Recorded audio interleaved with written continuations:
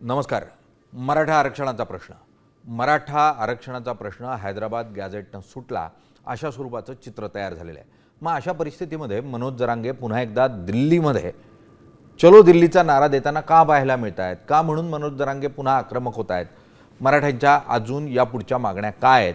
आणि ओबीसी आणि मराठा यातला जो वाद सुरू झाला आहे किंवा आता धनगर समाजाला आदिवासी हवं आहे, इतकंच नाही बंजारांनाही आदिवासीतून आरक्षण हवं आहे, कारण हैदराबाद गॅझेटमध्ये बंजारे हे आदिवासी आहेत.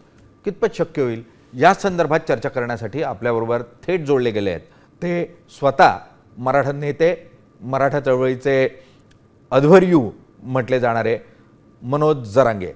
मनोजजी, खूप खूप स्वागत आपलं साम टी व्हीमध्ये. धन्यवाद दादा. मनोजजी, एक मोठं यश मधल्या काळामध्ये तुमच्या आंदोलनाला येताना पाहायला मिळालं. मग अनेकदा प्रश्न तयार झाले की हैदराबाद गॅझेटचा काही उपयोग नाही, हैदराबाद गॅझेटमुळे झालं तर ते नुकसानच झालं मराठ्यांचं.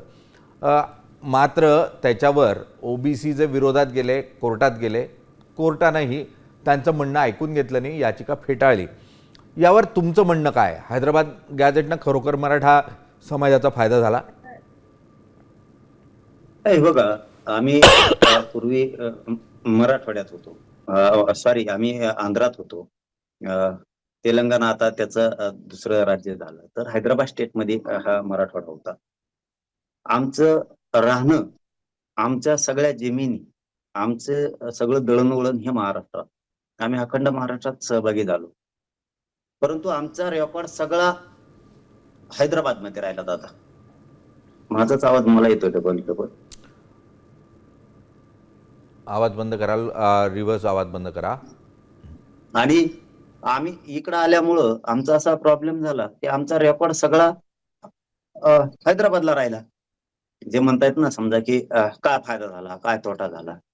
किमान 100-150 वर्षापूर्वीचा हा विषय आरक्षणाचा, आमच्या हैदराबाद गॅझेटियरचा, की रेकॉर्डवर सुद्धा नव्हता दादा. म्हणजे उदाहरणार्थ आमची जमिनी 7-12 सुद्धा नाही आमच्या जवळ. 7-12 काढायला कुठं जायचं? म्हणजे उदाहरण सांगतोय. तर आम्ही दुसऱ्या राज्यात राहतो, महाराष्ट्रात 7-12 काढायला जायचं, हैदराबादला, तेलंगणा. काय परिस्थिती वाईट होती आमची. आम्ही एकदा मुंबईला गेलो, हैदराबाद गॅझेटियरचा GR घेऊन आलो. काय तोटा आहे? एकदा मुंबईला गेलो, शिंदे समिती घेतली, मुलींना मोफत शिक्षण घेतलं, सगळ्या सोयऱ्यांचा GR घेतला, अनेक मागण्या मंजूर करून घेतल्या. मराठा समाजासाठी पोरांना एक आनंदाचं, सुखी राहण्याचं काम केलं. 58 लाख नोंदीतून कुणबी प्रमाणपत्र दिले. काय काय वाईट झालं मला काहीच कळत नाहीये. काय बोलावं, काय बोलू नाही बुद्धिजीवी वर्गानं, तज्ञानं, हे त्यांना खरंच शोभत नाही. कारण आपल्यावर लोक हसतेत. आपल्या मराठ्याची लढाई खूप दिवसाची आहे. आता कुठेतरी यशाकडे चालली, कत्त्यात जाईल.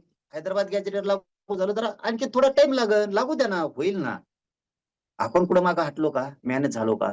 आपण फुटलो का? नाही. पण होतंय काय? मीडियाच्या माध्यमातून आणि सोशल मीडियाच्या माध्यमातून ज्यावेळेस आपण बोलतो, मराठीच्या विरोधात बोलायला लागले, बाकीचे लय हसतेत हो. याचा बुद्धिजीवी वर्गाने, अभ्यासकांनी विचार करायला पाहिजे. एवढंच माझं त्यांच्याकडे म्हणणं आहे. बाकीचं त्याला जाऊ द्या, होत राहतं. आता isakal.com आहे देशातील नंबर 1 ची मराठी न्यूज वेबसाईट. प्रत्येक अपडेटसाठी isakal.com ला नक्की भेट द्या.